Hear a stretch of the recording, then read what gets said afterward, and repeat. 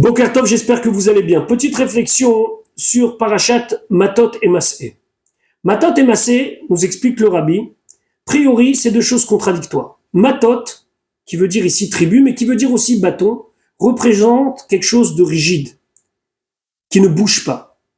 Masé représente le voyage, Nessia.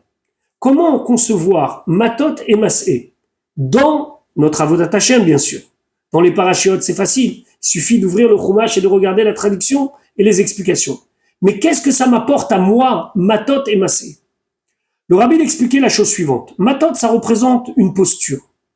La posture où la personne reste droit dans ses bottes, droit comme un bâton, rigide comme un bâton, dans la voie qu'il a choisie. Des fois, il faut savoir avoir une force extraordinaire pour ne pas se laisser corrompre ou par des gens de l'extérieur qui voudraient nous amener à des choses négatives, ou bien par notre petite voix à l'intérieur qui veut nous amener à des choses négatives. Il faut savoir combattre ça. Comment? En restant fier, fort, dur, rigide comme un bâton. Ça, c'est matot. Qu'est-ce que ça veut dire masser? Masser, ça veut dire avancer. Avancer comment? Parce qu'au bout d'un moment, il y a une deuxième étape.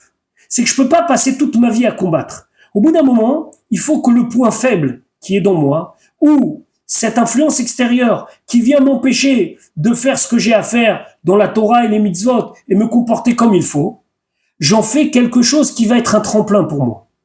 On a beaucoup d'exemples de choses qui, a priori, pourraient être négatives, que l'on doit combattre, qu'on réussit à faire quelque chose de positif avec. Preuve en est cette petite vidéo où les réseaux sociaux ne sont pas toujours vecteurs de bonnes choses, mais si on est capable de les prendre pour échanger un petit Dvar Torah tous les jours, c'est qu'on a réussi à passer à cette rigidité face à la difficulté, à masser à des forces supérieures qui nous permettent d'intégrer la difficulté et d'en faire mon ami et plus mon ennemi. C'est ça matot et massé. Alors, dans une première étape, on est obligé de rester dur, ferme, mais dans une deuxième étape, il faut apprendre à vivre et voyager avec ça et avancer avec ça. D'ailleurs, la paracha de Matot Massé va se conclure par quelque chose que l'on fait que 5 fois par an. À la fin d'un livre de la Torah, donc on l'a fait à Bereshit, on l'a fait à Shemot, on l'a fait à Vaikra, et maintenant on va le faire à Bamidbar. On dit Chazak, Chazak, Venit Chazek. Soyons forts et renforçons-nous. Ce message, il est très très fort avec Matot Massé. Parce que Matot Massé et ce Shabbat Chazak, ce Shabbat de renforcement, puisqu'on finit le 4e livre de la Torah, tombe dans la période de Ben Hametzarim, la période de deuil la plus dure pour le peuple juif. On est entre le 17 Tammuz et le 9 Av. Comment on peut, Chazak, Chazak, Venit Chazek, comment se renforcer, comment masser, comment aller de l'avant? Et c'est ça, nous dit le Rabbi, tout le message de ce Shabbat.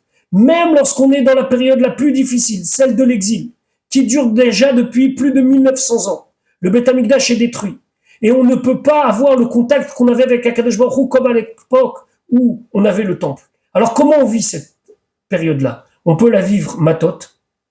C'est ce que Baruch Hashem, de génération en génération, on a su faire, rester dans notre judaïsme, dans notre pratique de Torah Mitzvot, malgré les vents. Et des fois les vents, c'était des tempêtes qui ont essayé de déraciner le peuple juif, ou physiquement, ou spirituellement, mais massé aussi. Savoir qu'on est en train de voyager et qu'on va de l'avant. En vérité, le Beth Amikdash, il est déjà reconstruit. Il est là-haut, et il n'attend qu'une seule chose, que sur cette terre, on lui ait fait une place. Pas une place physique, une place spirituelle. Par le fait que chacun et chacune d'entre nous, on reste dans nos convictions. Même si des fois, à l'intérieur et à l'extérieur, on nous dit « mais c'est des bêtises, qu'est-ce que tu fais? C'est pas sérieux !» Nous, on sait qu'on est dans la voie qui va nous amener vers la Géoula, vers la libération. Alors, qu'on se souhaite d'être matot et massé, qu'on se souhaite d'être chazak, d'être fort, et qu'on souhaite, Bezrat Hashem, que cette période de Ben Hametzarim soit transformée en joie. Nos Nevi'im, nos prophètes ont déjà promis que cette période se transformera en période de joie. La fête de Tisha B'Av. Je dis bien la fête de Tisha B'Av. Parce que même si, selon le calendrier aujourd'hui, on annonce un horaire de jeûne qui commencera à telle heure et qui finira à telle heure, il faut savoir que cette fête est appelée par nos Nevi'im, par nos prophètes, Moed. Moed comme Moadim, comme un jour de fête. Alors c'est à nous de savoir ce qu'on veut faire. Est-ce qu'on veut transformer Ben Hametzarim ou on veut rester dans un Ben Hametzarim classique comme nous avons vécu, hélas, depuis plus de 1900 et quelques années. Soyons forts, Chazak, Chazak, Venit Chazek, et attendons patiemment que le Beth Amikdash se dévoile, mais en attendant, faisons tout pour qu'il se dévoile. Ne soyons pas en train d'être des acteurs qui sont des acteurs passifs, mais des acteurs actifs. Parce que dans un jeu, on peut être passif ou on peut être actif. On peut se dire de toute façon, il viendra un jour, on peut se dire, il va venir maintenant grâce à la mitzvah supplémentaire que je vais faire, grâce à ce que je vais entreprendre pour sortir, aller, voyager vers la Géoula. Shabbat Shalom, et on se retrouve Bezrat Hashem très très vite pour d'autres divrei Torah.